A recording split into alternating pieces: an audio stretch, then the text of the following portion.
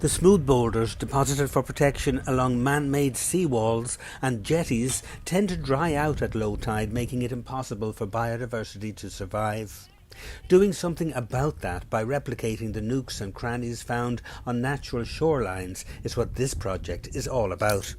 Things like wave action, and then when the tide goes out you have heat and the sun can dry things out. So those nooks and crannies can hold on to moisture, and then the species are able to use that microhabitat to protect themselves when the tide has receded.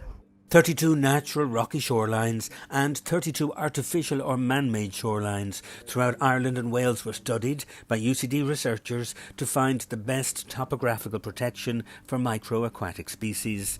The conclusion was that the shapes and the nooks and crannies along the shorelines of Ringaskiddy in County Cork were the best. They have now copied and imprinted those shapes and ridges onto massive concrete blocks that they have plonked into the sea along the Great South Wall in Dublin, and they're expecting a big improvement. Instead of putting in flat rocks associated with these habitat units built to engineering standards, built of low carbon concrete, and have natural topography as opposed to that flat surface.